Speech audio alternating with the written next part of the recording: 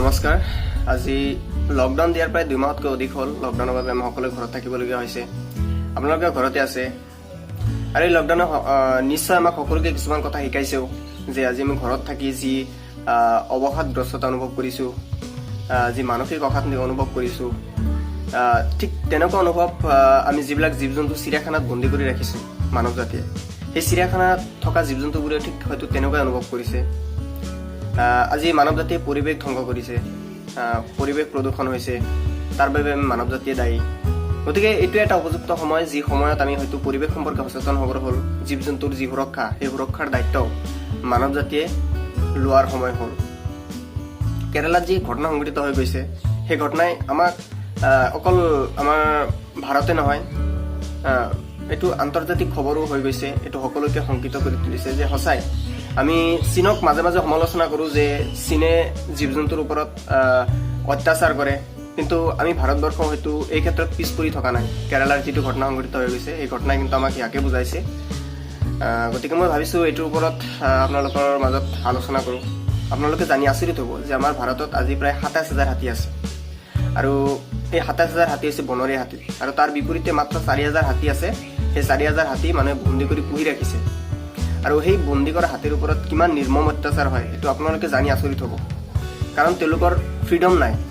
আৰু আপোনালোকে জানে যে মানুহৰ পিছত আটাইতকৈ বুদ্ধিমান প্ৰাণী হৈছে হাতী। গতিকে এনেকুৱা বুদ্ধিমান হাতীক মানুহে বন্দী কৰি ৰাখি যি মানসিক অত্যাচাৰ কৰে, সেই অত্যাচাৰৰ কথা ভাবিলে আপোনালোকে আচৰিত হ'ব। আজি আপোনাক যদি কোনোবাই বন্দী কৰি ৰাখে, আপোনাৰ কেনেকুৱা এটা অনুভৱ হ'ব? আজি চাওক, আমি নিজে ইণ্টেনশ্যনেলি ঘৰত ইচ্ছাকৈ আছোঁ, ইচ্ছাকৃতভাৱে আছোঁ নিজৰ সুৰক্ষাৰ বাবে। গতিকে আমি ঘৰত থাকি যি অনুভৱ কৰিছোঁ, যি বেয়া অনুভৱ হৈছে আমাৰ, গতিকে সেই ক্ষেত্ৰত আমি কিন্তু জীৱ জন্তুৰ প্ৰতিও অলপ সহমৰ্মিতা এইটো আহিব লাগে জীৱ জন্তুৰ প্ৰতি এই ক্ষেত্ৰত। গতিকে এই 4,000 হাতী মানে বন্দী কৰি যে পুহি ৰাখিছে, এই 4,000 হাতীৰ ভিতৰত যথেষ্ট সংখ্যক হাতী উত্তৰাখণ্ড, উত্তৰ প্ৰদেশ, কৰ্ণাটক, মহাৰাষ্ট্ৰ এইবিলাক ৰাজ্যত আছে। আৰু এনে বনৰীয়া হাতীৰ সংখ্যাৰ কথা যদি আমি ক'বলৈ যাওঁ, যথেষ্ট সংখ্যক বনৰীয়া হাতী কৰ্ণাটক ৰাজ্যত আছে, প্ৰায় 6,000ৰ ওচৰা-ওচৰি। আৰু দ্বিতীয় স্থান আছে আমাৰ অসম, অৰ্থাৎ আমাৰ অসমতো প্ৰায় 6,000ৰ ওচৰা-ওচৰি বনৰীয়া হাতী আছে এই 27,000 হাতীৰ মাজত। গতিকে এইটো এটা নিশ্চয় এটা ভাল খবৰ। কিন্তু আকৌ এটা দুখজনক খবৰটো হ'ল, ইণ্ডিয়া টুডেৰ এটা খবৰ অনুযায়ী 2013 পৰা 2016 চনত 2013 পৰা 2016 চনলৈ আমাৰ অসমতে প্ৰায় 100টা হাতীৰ মৃত্যু হৈছে, যিটো আননেচাৰেল ডেথ। আপোনালোকে জানি আচৰিত হ'ব। অৰ্থাৎ হয়তো গাঁতত পৰি মৃত্যু হৈছে, বা ট্ৰেইনৰ সন্মুখত আহি মৃত্যু হৈছে, বা বিজুলী তাৰত বিজুলীৰ শ্বকত মৃত্যু হৈছে, বা এনেকুৱা ধৰণৰ কিছুমান আননেচাৰেল ডেথ, হয়তো বনৰফত পৰি কিছুমান হাতীৰ হয়তো মৃত্যু হৈছে।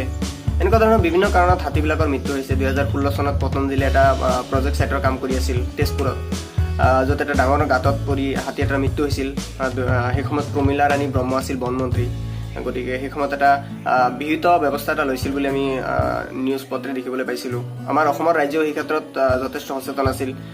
বিভিন্ন বৌদ্ধিক মহলে এই ক্ষেত্ৰত গৰিহণা দিছিল। গতিকে হাতীৰ সংখ্যা এনে কি হৈছে, লাহে লাহে দিনক দিনে কমি গৈ আছে। কিন্তু এটা নিশ্চয় এটা ভাল খবৰো আছে ইয়াৰ মাজত, যে 27,000 যে হাতী আমাৰ ভাৰতত আছে, আৰু এই ক্ষেত্ৰত এই কথাটো হ'ল যে 55% হাতী, গোটেই বিশ্বৰ 55% হাতী আমাৰ ভাৰততে আছে। আৰু 4 লাখ হাতী সমগ্ৰ বিশ্বত সৰ্বমুঠ হাতীৰ সংখ্যা হৈছে 4 লাখ।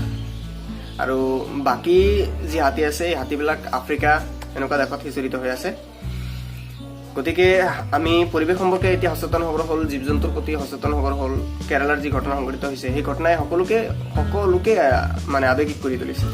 গতিকে কেৰালাৰ গৰ্ভৱতী হাতীটোৰ লগত যি ঘটনা সংঘটিত হৈ গ'ল, সেই ঘটনা সম্পৰ্কে হয়তো আমি অজ্ঞাতই থাকিলোঁ হয়, যদি সেই কেৰালা ৰাজ্যৰ পালাকাড জিলাত চাইলেণ্ট ভেলী নেশ্যনেল পাৰ্কৰ যি ফৰেষ্ট অফিচাৰ, তাৰ নাম চাগে মোহন কৃষ্ণন আছিল, সেই মোহন কৃষ্ণনে যদি ছ'চিয়েল মিডিয়াত এই বিষয়ে নিলিখিলে হয়।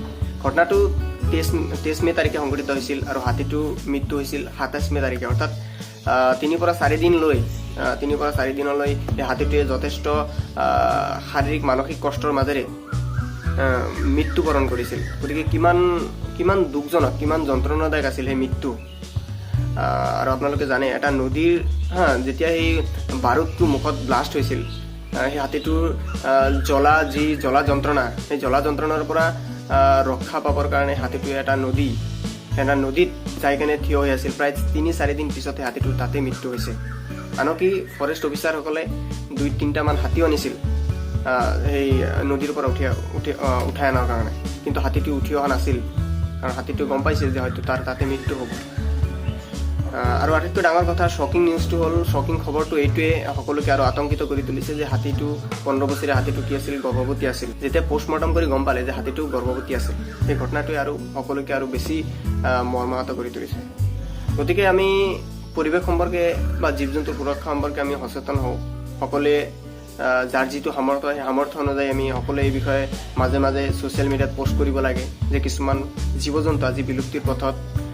গতিকে ৰাইজ সজাগ খবৰ হ'ল। আইন কানুন আছে, কিন্তু এইবিলাক ইমান ষ্ট্ৰং নহয়।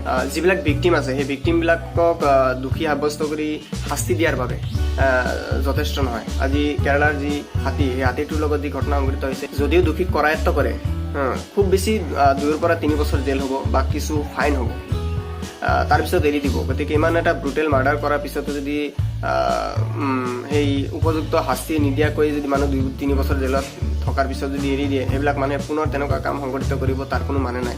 আৰু অকল যে হাতীৰ লগত এনেকুৱা ঘটনা হৈছে এনেকুৱা নহয়, আৰু অন্যান্য জীৱ জন্তুবিলাকৰ লগতো এনেকুৱা পাশবিক অত্যাচাৰ চলি আছে। এইবিলাক সোনকালে বন্ধ হ'ব লাগে, সেইটোৱে কথা। আৰু গতিকে আজি ইমানেই, ধন্যবাদ।